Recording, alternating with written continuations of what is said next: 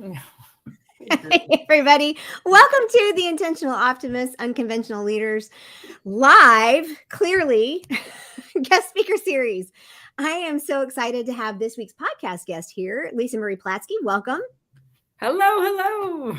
It's Um, exciting to be here with you, Andrea. Thank you. Y'all, let me tell you just a little bit about Lisa, okay? She's an award-winning certified master coach. She's a leadership expert, a speaker, an international best-selling author, recognized by the White House and Small Business Association. What? But her mission is to transform lives through leadership by teaching mission-driven and service-based entrepreneurs, consultants, and corporate leaders, that's kind of almost everybody, how to live out their big mission in the world. Welcome, Lisa. Hello. Now, we were just joking a minute ago. You are on the road. You have taken time out of your busy schedule in your hotel room to come and chat with us. So thank you so much. We appreciate your time. Well, I appreciate you bearing with me with all the little intricacies of hotel internet. You know what I'm learning is that the stuff that's a little more raw actually is more viewed. It gets better views. So it doesn't need to be all perfect. It's great. You're in a nice hotel. It looks lovely.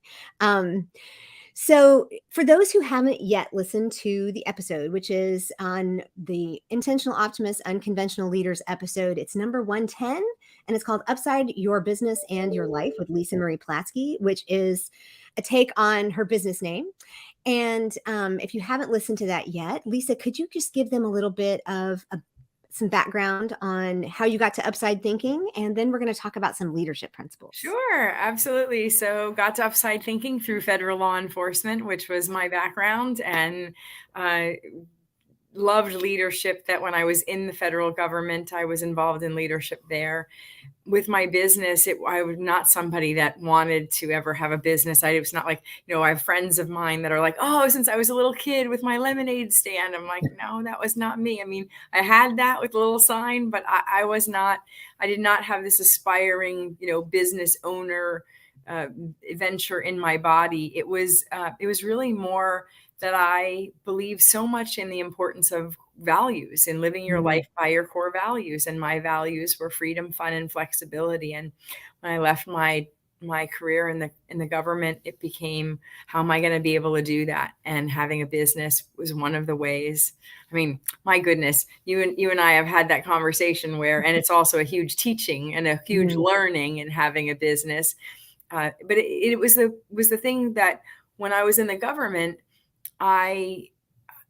leadership was the one piece where when I would have conversations with people and wonder why they either were in the same place or why they had advanced, I saw leadership as a way to, not only was it influence, but it also was a way to unlock opportunities, to open doors. And so for me, leadership was the skill set that I wanted to learn, that I wanted to dive deep in, that I wanted to really be able to master and do well. And so that's where I focused when I was in the government. And it's also in opening my business. It's been the focus for the last 18 years. Yeah. So it makes me feel like a novice. But I will say we share so many of the same reasons why we do what we do, the core values. I'm actually being interviewed this afternoon on a podcast, and it's literally, she's like, let's talk about the core values. And our core values are not similar, but the first one is freedom for me. So mine are freedom, authenticity, and community. And so knowing your core values makes a difference, right? For you, it made a difference to say, what am I going to do in my business? Why do people grow? Why do they not grow? And for me, it's the same way. When I know who I am and what's important to me, I can make decisions that will both allow me to flourish and others as well. Do you find that? Yeah, that's exactly it. It's like it allows me to not get distracted also.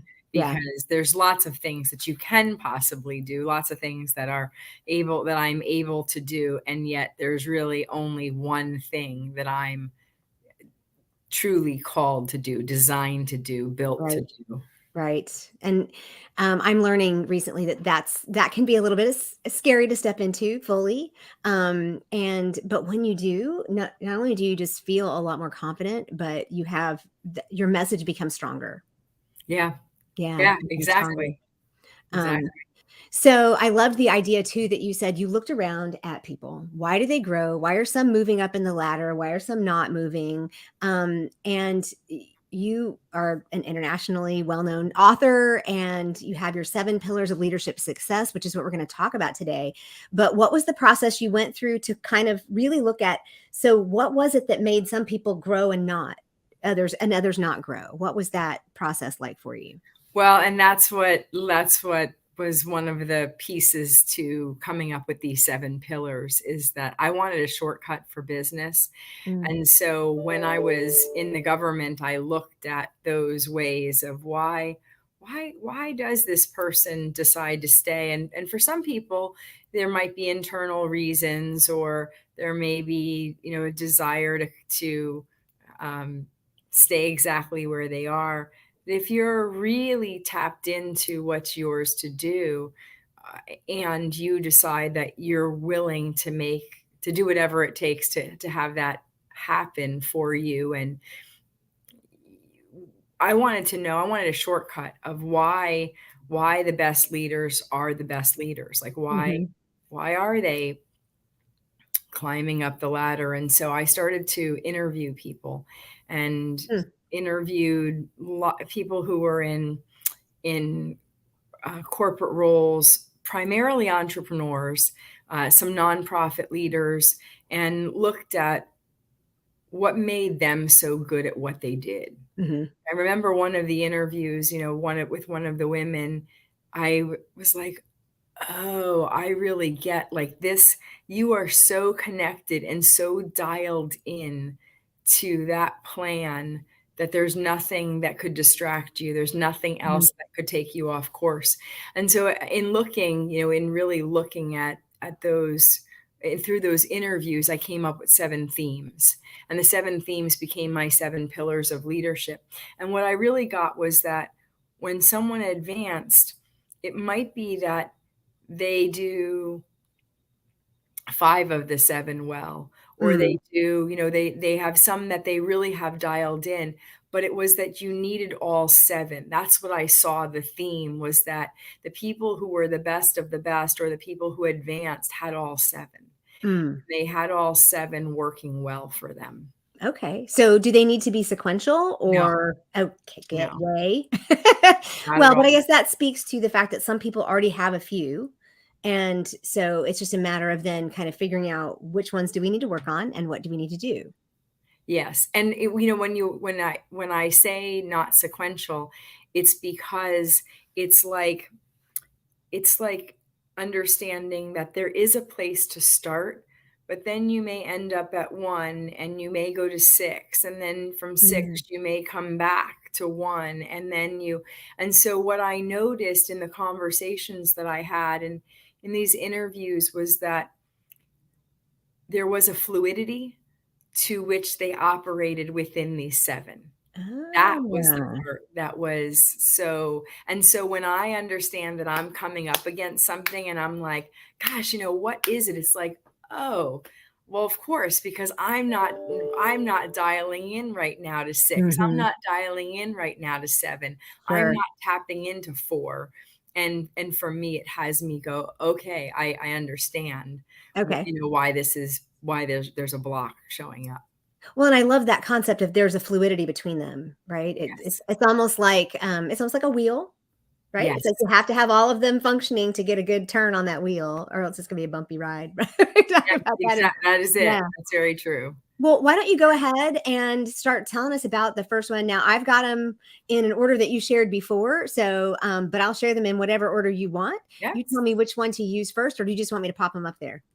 Oh, no, you can pop them up there. Alright, well, let's start with the plan. Yep, that's pillar number 1. So is to start with a written plan and to begin with the end in mind. And, these all start with P, which is makes it easier to Mhm. remember for me. And so starting with a written plan was that the plan is oftentimes for people, they'll overcomplicate it. What I notice with these, people who are most successful, is that the plan is something that's actually written. It's not typed. It's actually physically written out, Mm, handwritten. hands written. And Yeah. handwritten does not mean a 20-page plan. It does not mean a 50-page plan. It does not even have to be a 10-page plan. Written is, I'm really clear where it is that I want to go. And Mm. what I'll say is, people, I have met lots of people who've given me nebulous, like, I want, even like in talking about core values, for people who are motivated by freedom. Mhm. Okay, what kind of freedom? And what does that Right. actually mean? And have you defined it? So I'll hear people say, well, I want time freedom. I want financial freedom. Well, what does that mean? And it means something different and to everyone. Mhm. And then to actually be really specific about that, I'll sometimes get people to say, well, I want my business to run itself. And I'm like, you don't know what kind of business runs itself, because even when I have met people who have teams of tens of thousands of people working in their organization, they still have a role in that organization, Mhm. whether it's managing the board of directors, whether it's their stakeholders.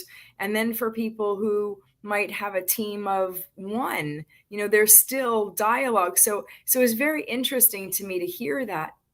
And once again, what's that end in mind? And what are the steps that you can actually take in order for that end in mind to be realized?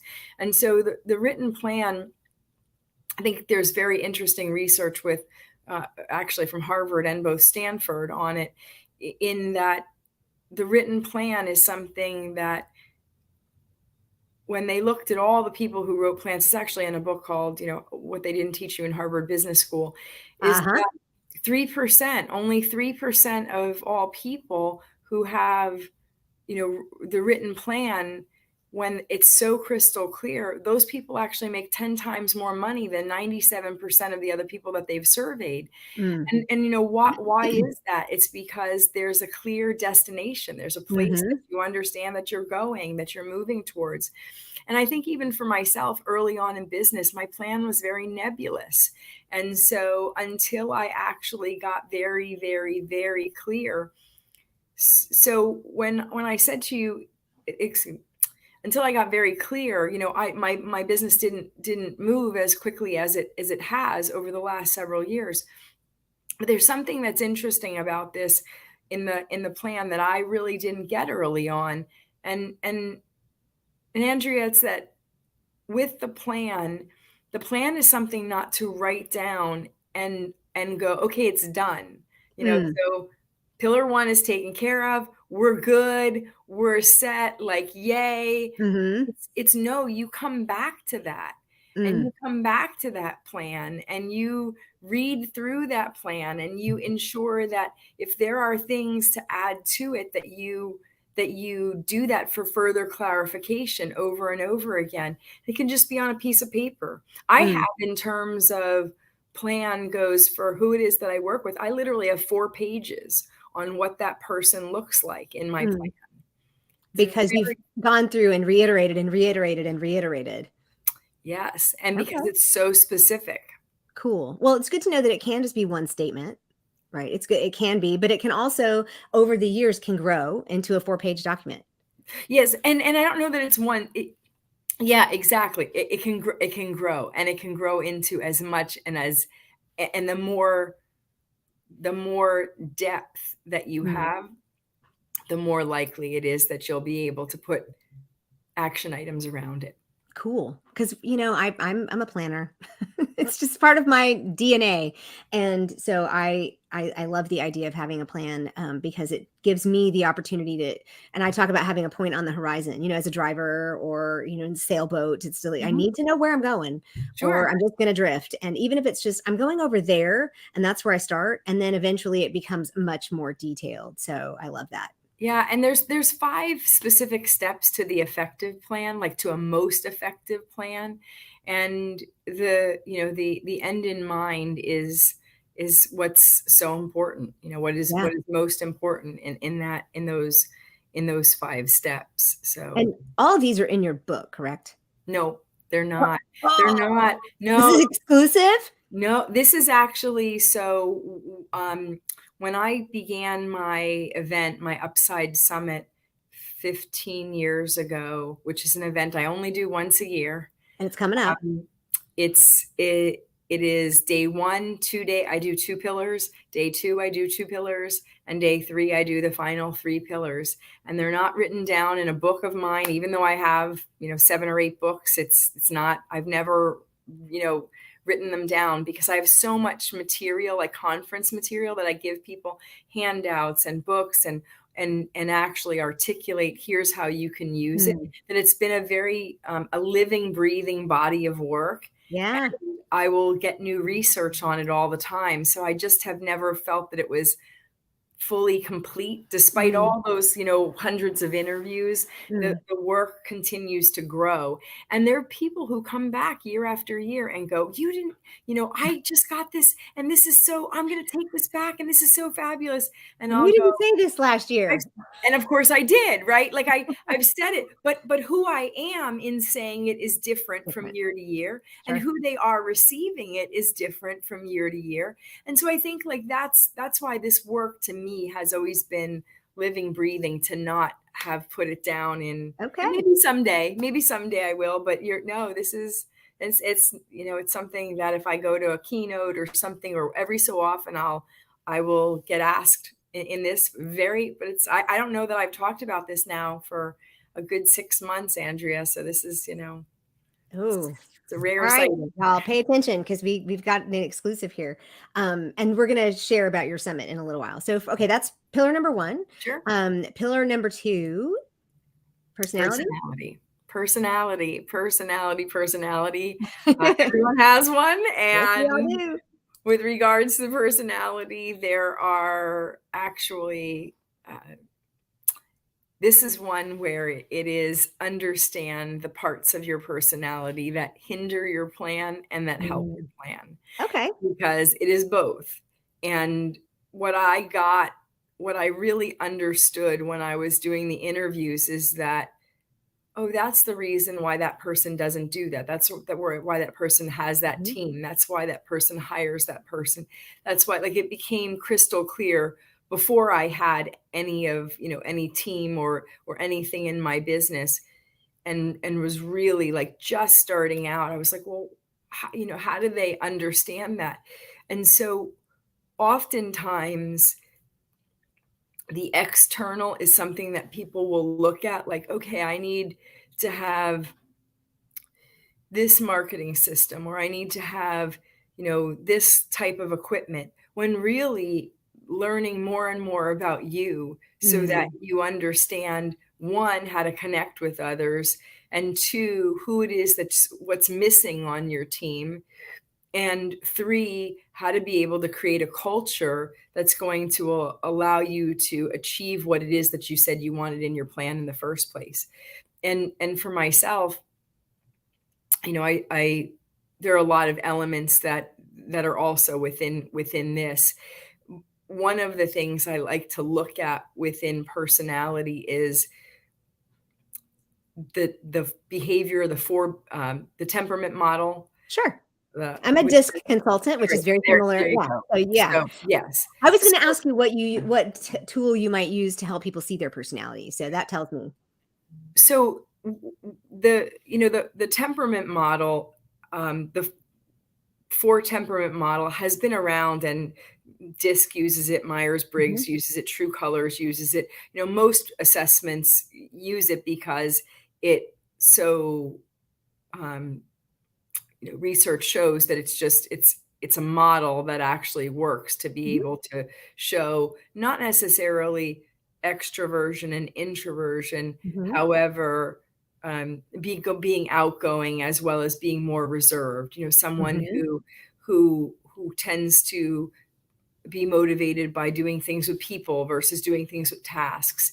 And so, in looking at that, what I in doing the interviews, I really got that this level of being dialed in to who it is that they were was so heightened that they didn't get bogged down with Hmm. what it is that wasn't in their genius zone. Mm. And I Okay. find that, when you're running a business and you yourself are starting out, you may do more things than you really that are in things that are not in your genius zone. Yeah. And so that's why I look at this as one of the things that is most important then is to have an org chart. And when you have an org chart, no matter what size business you have, you're able to identify. I literally, so when I was only myself and my assistant, I had 37 positions, and either my name or her name went in the positions. However, I knew with a little star based on my behavioral assessments and my personality, which ones had to be hired first, because they were the ones that weren't getting me closer to what it is that I wanted Mm. in my plan. Because I couldn't be the one that was the best person. I wasn't the best person to actually be doing that work. Oh, So that's brilliant. that um, that ability to really assess you and understand you also allows you to be able to speak to somebody else's listening. There are people that I speak to. I can be very, very direct, and in being direct and operating in what I would say is like bullet points, there might be somebody that actually needs the "Hi, how are you?" and all of that, and I'm jumping into the to the task at hand. And so I really learned in creating culture in the government that there were people on my team that were just um, felt that I was the taskmaster. But that's, because Mm. that was my style. Yeah. So I say this because you can't also create healthy culture. And so I saw that with them in both in what systems they employed, what technology they used, who they hired, how it actually interact in terms of really anything in the marketplace, from how they sold to how they marketed to how they hired and fired. So this one is one where it's really about self mastery. I like that. And that's right up my alley. I am all about it. And there's another one that we have access to in the Maxwell organization called Working Genius. Have you seen that one? I have not. It's a new one. You should check that one out. It's very interesting because it kind of like breaks it into a little bit of different of how you interact in a team. So it's really kind of cool. Okay, so we have plan, we have personality, and as we move forward is pillar number 3, partnership. Pillar Sorry, number I three did is that on purpose so that you'd be taking a nice big drink. thank you. Thank you. And yeah, pillar number 3 is partnership. And it's because, once you've got your plan and you know where you're going, and then you actually have really done the examination of you, which is lifelong. Like, it's not, once Yeah, again, that's the never reason stop. why it's like you might go back and revise the plan. Then you go, oh, I learned this about me. I learned about Mm, how that actually, as you have conversations with people, on your, that you interact with. Partnership is something that what I really got is that no one does business alone. It's not a mhm, way to be able to grow or grow in your leadership. It's not a solo venture. mhm, So, uh, partnership, however, is often misunderstood as in like formal partnership. I'm going to right. partner, you and I are going to sign a document, and we are going to be partners in this new venture. And, and in that we're going to have specific deliverables. And partnership is something that happens throughout the course of the day, where there are agreements that are made based on affinity, based on um, uh, the plan, what Mhm, it is that you want to achieve. mhm, And so, I have spent a lifetime of seeking out partnership opportunities that ultimately have led to what I call my billion-dollar database of friends with business benefits. mm, mm, And really, partnership is, if you think about it, when you have somebody to be able to partner on an idea, partner on a project, partner on opening the door to something, it provides leverage, like mm, provides, provides ease. That's what mhm, leverage is, you're not doing it on your own. One of the things that's really misunderstood though is that before you can get to partnership it requires connection. yeah, And connection is something that is different than you connect so that you can have a network, Right. and the network potentially leads to partnership. So there's so many other steps before you actually Right. creating a powerful partnership. You've got to be somebody who really is um, understands the value of connection.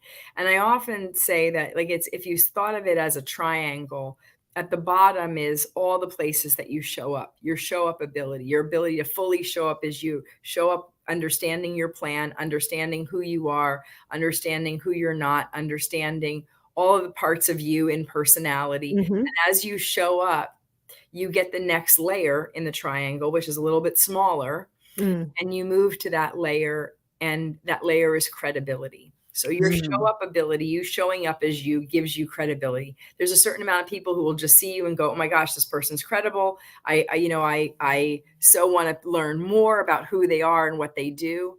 Mhm. The next layer to that is referability. So, if we go Oh, to a little smaller area, is those people that are credible. A smaller group will go, "Wow, I really want to refer this person um, to an opportunity, to another mhm. person."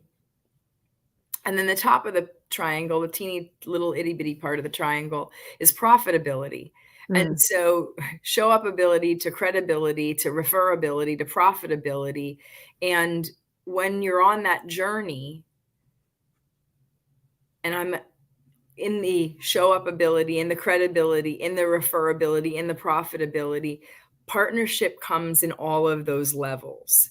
Meaning there's times when I'm in the showing up someplace where my eyes are open and I see, okay, so this is somebody that I'm going to be partnering with and opening a door for. Sometimes it's in the credibility, sometimes it's in the referability. But if your channel is open, if you Right.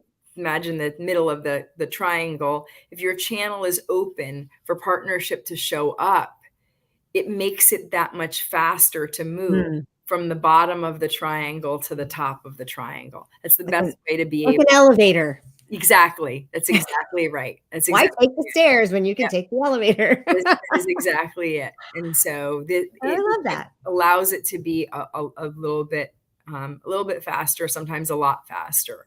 And I had something this past week where I went, "Oh, that's so fascinating. I can't believe that I was sitting here trying to do this on my own. Like, I just can't, Yeah. it just doesn't even make any sense." And I, picked up the phone and said, "Would you work with me on this?"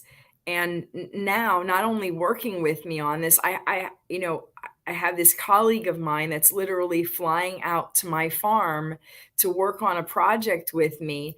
And uh, in that project, it looks like, as much as there were parts of it that are my idea, this is going to be a joint project, and we each have different skills, and it's taking on a life of its own. And so I say that because it doesn't have to be that elaborate. Sometimes it could just be the conversation to, Mm. but it's partnership requires connection. Yeah. Connection requires vulnerability. There are steps to connection that we Yeah. won't get into all of them. Yeah. However, it's just, I couldn't believe the ways in which partnership happened in all of those interviews, and Mm. how every single person had a partnership story. I love that. Yeah. Well, and I think it's really important for us to just remember that we really don't have to do it alone, even though we feel alone, even though, and for women, a lot of times it's hard for us to ask for help. But I'm sitting here, I'm a note taker, right? I Yeah. handwrite things. Yeah. So, for me so far, it's like the org chart and this show up ability, credibility, referability, profitability. Cause I have a podcast producer and she's actually setting up a merch shop and oops, that shared that, and because that's coming out, soon. But then I also have an assistant who's helping me with reels and everything. I'm like, I need an org chart because even though they're just, little jobs that we all do, we all have something that we do. And it would be nice to be able to, I love that. But knowing this and hearing from you, this is a partner, right? This is a partnership right here. And Everything that I do with people, that's kind of the whole part behind it, and it matters to be able to lift others up and do those kinds of things with other people, and they do it for you as well. And then you don't have to ask as much, Yes, you know, absolutely. because you're Absolutely. giving first, right? Absolutely. So okay, so that's plan, personality, partnership. Number 4, Live priority. your priority. What's your priority? How do you know what your priority is? What's your priority? Not well, what I would say is wherever you spend your time, energy, and money, that's your priority, despite what you tell Mm. your friends. And so there are people who tell me that family is important, and yet Mm. every opportunity they get, they'll work late. And so Mm. family is not your priority. I would love to be able to tell you that my husband is my number one priority. I love my husband. He's an amazing man. It's not, because when there are times when I'm here in a hotel room and I'm traveling and I'm doing things for my business and certain elements of my business are a priority for me. Mhm. And I don't have the I don't I don't seek to make it something that it's not. And so if you imagined looking at your life in terms of how much time you spend for you, how much time you spend in relationship with others, and I mean in relationship would be with kids, with a partner, with friends, with relationship, and how much time in work. And if you look at those numbers and you say, here are the numbers of hours that I'm spending in each of these, and it's not the life that you thought that you were creating, then you have Mm. to make a shift. Right. So in looking at relationship, I remember probably 10 years ago going, people are important. And when I looked at my calendar, that wasn't true. People weren't important. What Mhm. was important was for me to get stuff done, and Mm. people were a byproduct. And Mm. so in order for people to become important, now if you look at my calendar, you see people, people, people, people, people. And And then so the getting things done is the byproduct. and the getting things done is the byproduct. Yeah. Exactly. And it doesn't matter. One's not better than the other. It's No. really about understanding what if you say, this is my priority, my children are my priority, my health is my priority, my partner is my priority, my whatever is money is a priority. And your where you invest your time, where you invest your energy, and where you invest your dollars is not a match. It is not your priority. Yeah. You're lying to somebody. Yeah. Yeah, Many times it's that woman in the mirror. exactly. I mean, that is exactly it. And people do it all the time and they're really creative about it. And so I will share that with each of these pillars, there's just like I say, we can get into 7 areas of connection and partnership. We can get into 5 components in personality or the effect of Mhm. it's just layers upon layers upon layers because of the amount of research. And you and I only have so much time. And so I'm doing my best to give you It's what's phenomenal. most, just the best Yeah. of what it is that I've got. And one of the things in priority is oftentimes people in this pillar, when they get to this pillar, are in breakdown or Mm. experience what I would say a sense of sadness or a tug of war, because it's like I remember a client saying to me, I want to tell you that my daughter is most important and I know that she's not.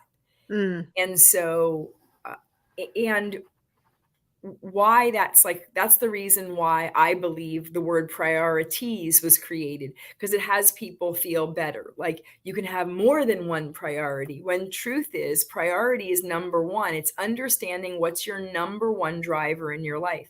And one of the things that I just said to you that my work is important, but my work is not my number one driver. And the reason why is because when my well-being, they're housed in this pillar, like I said, the multiple things housed in every single pillar, Mhm. is 7 areas of well-being.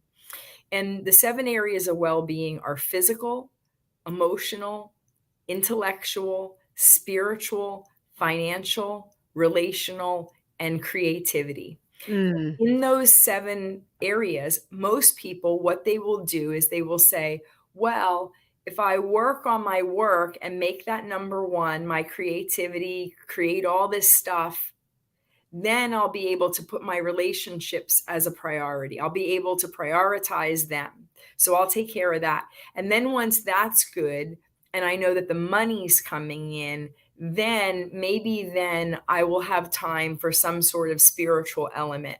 Maybe then there'll be time for something else that involves a higher power. For me, it's God. Mhm. And maybe then, after all of that's done, I will go to the gym or read a book or um, take care of these other elements in my life. When really, it's flipping that upside down, and it is, I don't love waking up and doing push-ups. I do them because it's the discipline of what it does for my body. Um, so this morning in the gym, I was, um, it's here I am. I traveled. I've got a full day, and today will probably be an 18-hour day. Mm. Uh, at That would be nice.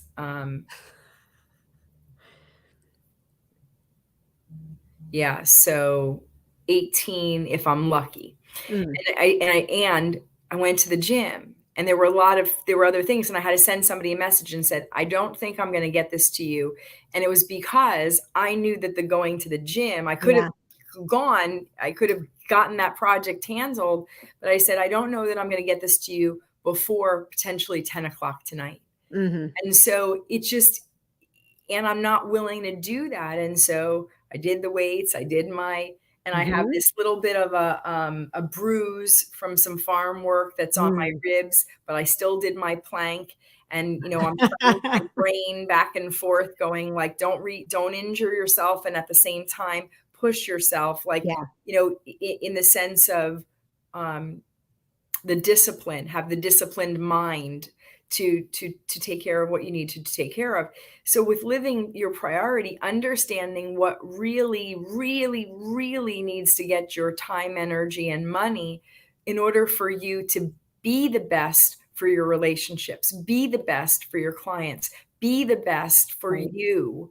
And that is going to be different for everybody. And, there's work involved in figuring that out, and there's not just a little bit of honesty.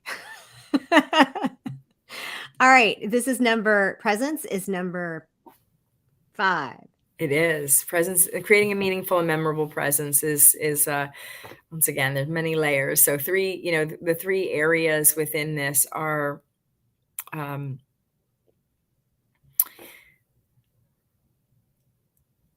your external presence, what Mhm. people see, when they actually see you, your um, in the external presence, what they're noticing. Um, Presence in the terms of the here and now, Sure. being fully present, Being and where that, your feet are. Yeah. yes, Yeah. requires an immense amount of gratitude for what is. And then there's also the how you say what you say, when you say it, and why you say it. Mm. So that piece, that element is all about positioning your expertise. Mm. So understanding, I'm going to take a step back. So the external piece is, can people actually see you? Do they physically see you, or do they see layer upon layer of other Mm. things? So Right. I used to be somebody who wore black glasses and black St. John suits, and I had very spiky hair. And so what you could see was this static that was really not you seeing me. Now that doesn't mean people have to be dressed, have long hair, or be dressed in light colors. That's not what that means. It means understanding that when you're looking at yourself, are you looking at the person? Do you see the person, or is what you see all of the other the sizzle, if you will. Mm. Mhm. And for me, I remember going to a conference and there was a gentleman and I was, and I was dressed to the nines and he said to me, "We're standing very close and I feel like there's a big wall between you and me." Aw. And he said it in a way that was truly, loving, like, just, he said it in a way that was very vulnerable. And it was real early on my stage of, my vulnerability journey. Mhm. And I went, "I don't know what you're talking about." Like, because at Oh, the time, I was like, "What do you always think?" put another brick on the wall. Yeah, like, what do you know, it's like, what is this nonsense? And when I went back, and went back in because it was sort of annoying at me, it was like, well, what does this man mean? And once again, just like that whole stop lying to yourself, really being in the essence of when people give you feedback like that, what is that? Mm. And oftentimes people don't ask how their presence shows up, or they ask people that they trust, or they ask people that they think are going to be kind enough to say something that's going to be nice. And to really, really ask someone, like I then had a conversation with somebody and who I respected deeply. And she said, "When you see you, what you see is put together. Mm. That's what you see. You see completely, flawless and put together. I mean, you never would have seen me like with hair like this, which is sort of like, yeah, Mhm. it's all right. Like it's not really in place. It is what it is. And so that goes back to personality and sort of the layers that have to be unpacked there of what potentially can get in the way and what is actually serving you. And so for myself, I recognize that, the need for really what would it take to see me. Mhm. It was not like a journey of just let's go see an image consultant and buy better clothes. It wasn't that at all. It took quite a while. And if you actually looked at stuff of mine online, you can see the journey. And Mhm. I've written about it and spoken about it. So that's, one part. And so much more that I could say on that. And once again, we'd be here for 12 days. So It would be your 3-day conference that we're yes, not doing today. exactly. Well, we really, we spend an entire we spend a real good long time on presence in the Mm. conference.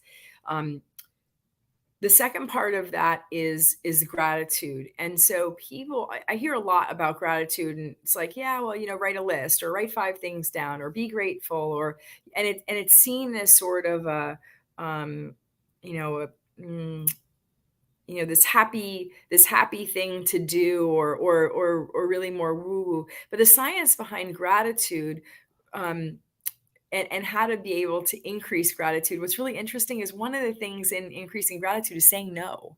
And most people would go, "That's crazy. Like that doesn't even make sense." Oh, Like you saw my face. it's What? like, so it's that's one of the things that to increase gratitude Mm. and confidence around what you're doing is to be able to understand the things to say no to and the things to say yes to.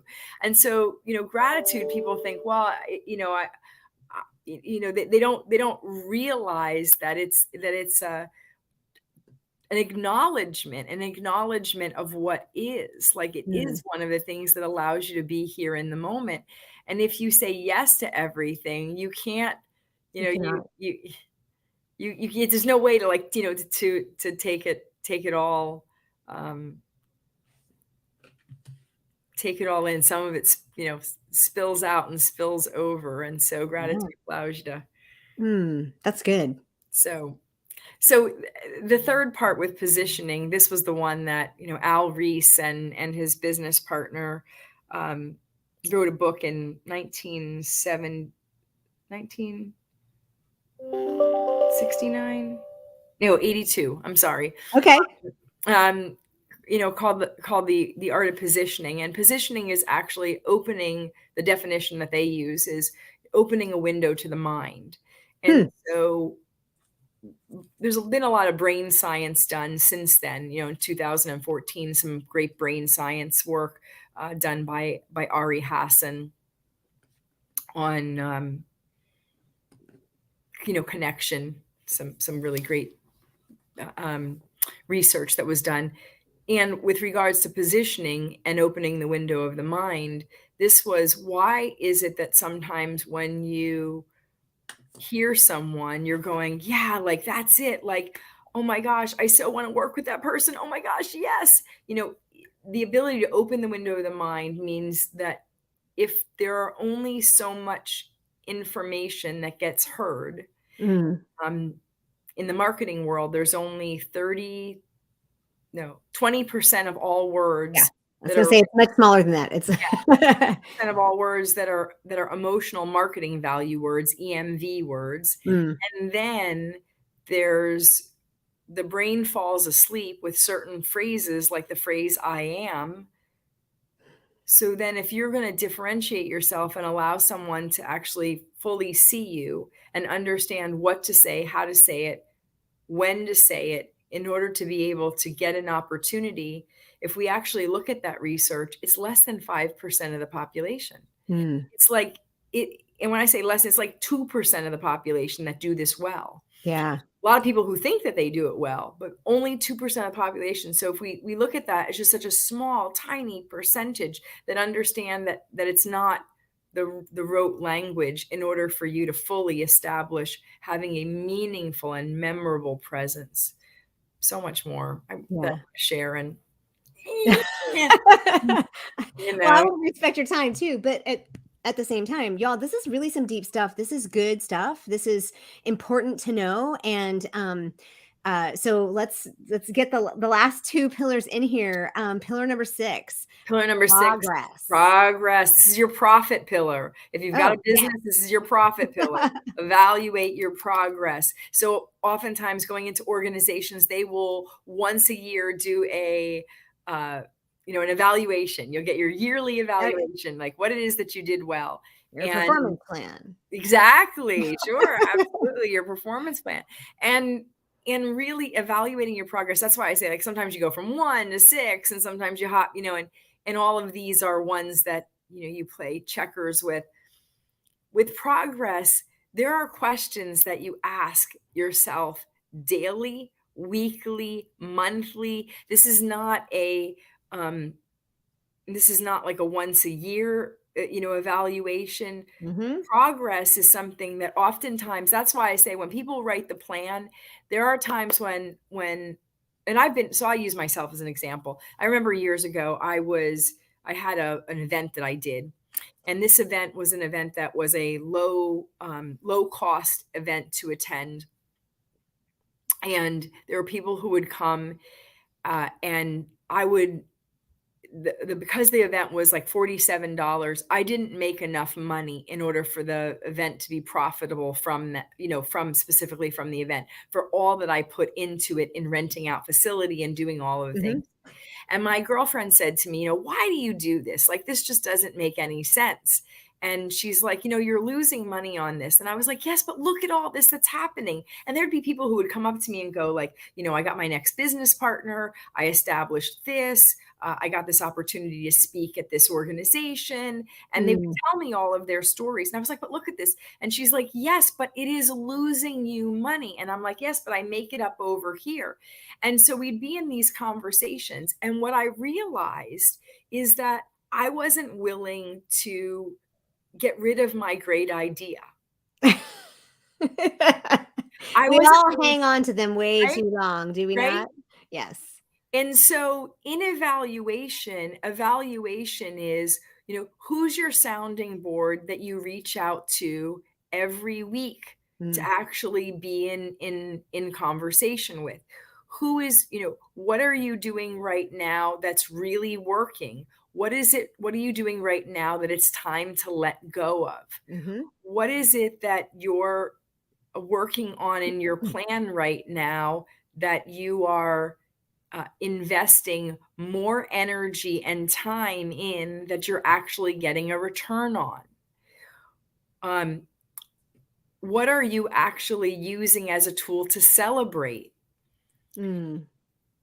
because celebration, once again, that's also fuel. You get Yeah. dopamine. You don't have celebration, and it's all just things aren't working out. So evaluating your progress is something that I do daily. I Mhm. I every single day have a series that I go through to measure whether or not I am profitable in not just areas of money, but other areas of the business. And so this is one that I find, once again, what you measure, you'll what you manage and measure, you actually will, it's what matters to you. Right. And but I find that oftentimes people say they're too busy to Mhm. be in they don't really know. Even in terms of, I go back at the end of the day and say, where did I invest my time? And if I sat in front of email, let's say for 90 minutes, I put Mm. that in my calendar so that at the end of the week, if I type in the search bar email, I can see the amount of time that I've spent throughout the course of 7 days on email. Wow. I can see exactly where it is that I invested my time, my energy, That's and my serious. it is, Yeah. because otherwise it's like I don't know where it went. And so people will say, well, geez, I don't know how, I don't know where the day went. It's like, Mhm. well, that 5 minutes on that cat video and that, 10 minutes on that, on that, that's it, right? So it adds up. Yeah. Even at my conferences, like there's something that I'll say, like when we do handouts. So as I do my handouts, I'll say to the team, here's what I want you to think about. If you take longer than 30 seconds to pass out the handouts, and I get there's 100 people, but if you take longer than that, and we have 10 handouts today, and it took 1 minute, you just took 10 minutes of the attendees' time. No. And at the end of 3 days, that's 30 minutes. Mm. Yeah. And when you do that in business and you compound that and you really process where it is you're investing, evaluating your progress is super important. Yeah. It is. It's not even not just in your business, but in your personal growth. I Sure. mean, Yes. John Maxwell has this famous experience is not the best teacher. Evaluated experience is the best teacher. And I call it reflecting, and I have a rhythm of reflection so that I do that on a regular basis. I look at it daily. I look at it. I do the same thing. I go weekly, I go monthly, I go quarterly, and then I go yearly. And now I'm coming up on a 5-year mark, and it's like, okay, it's time to look back this far and just kind of like take it all in and say, and because it's not just where do I want to fix, it's the celebration tool, right? It's the, oh my goodness, it's like standing, and my friend said to me, Andrea, you're standing like halfway up Mount Everest, you need to turn around and look how far you've come. And that is so important to be able to do Yes. that as well. And Yes. yeah. I agree. That is the I think the difference maker. Yeah. I had my meeting yesterday with my business coach, and there's a group of us that do private coaching with him, and then we're in a group together, and there's 5 of us, and they went, what are you celebrating? And people Mhm. had financial milestones, and they had, milestones that were, um, some of them that were absolutely incredible. And I was in awe. And when they came to me and said, like, what are you celebrating? I said, what I'm celebrating when I look back at the last 30 days is I walked into a conference. And when I walked into that conference, I said, that person was a client of mine 15 years ago, and they're Mm, emceeing this. This person over here is receiving an award, and I opened that door for them. This mm, person over here is somebody that heard me speak years ago and introduced me to 3 other panelists because of what it is that I contributed to her mm, life. This is what And as I went through the event and all of the people that I knew and the places that they had seen me speak on stages in different cities and in different states, it was awe-inspiring to look back and go, when you give, when you show up, when you're authentic, when you're in integrity, when you're in alignment, because you've evaluated and Mm. because you've known, hey, I'm off course here. We need to move right. We need to move left. Like, Yeah. because of that going on, you're then able to go, wow, I can celebrate the fact that there are rewards to this, and Yeah. they're they're they're priceless. Mm. Yeah. It's like a good MasterCard commercial. All right. Pillar number 7. Pillar number 7 is Wrapping in it all up. Yep, it's personal and professional development. And so early on, I thought, well, it's really important to invest in professional. It's important for me to invest in how to increase my speaking skills, how to be a great marketer, how to be able to be somebody who sells better, all the things in business. Since I didn't have a business background, Mhm. I had a criminal justice background. And what I really got in that, in the personality piece is the important to invest in personal development, to invest in professional development, to invest in both. Like, they Yes. really both need to be part of uh, um, part of your your yearly plan. Yeah. And in doing that is really understanding what is the thing that, for me, I need to that I would benefit from learning. And so once you understand your personality, you're better able to do that. And so for me, it was early on being a better listener. And then I Mm. spent an entire year working on that. And then after that, it was, oh, I have to be able to increase my empathy, like Mm. my ability to be empathetic. As an empathetic leader, what does that look like? Yeah. And so to every year to look at, what is the personal, what is the professional. One year it was all about forgiveness.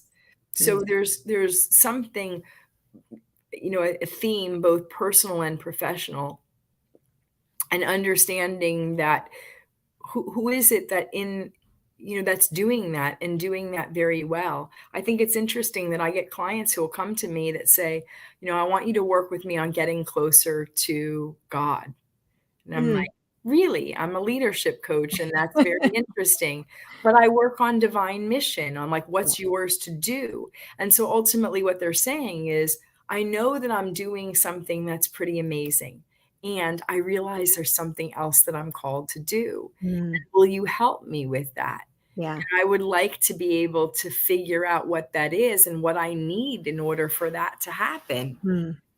And I've seen you do that, much like you get that, I'm sure, from people, that work with you, is the, I see what you're doing, and I want more of that. And so Yeah. people see the connection that I have to God. And I always think it's an interesting one whenever I get that phone call, because it's Yeah. like, huh, it's just not I don't have ministry leader on my resume. right. Where did that come from? I Exactly. know. Yeah. Yeah, exactly.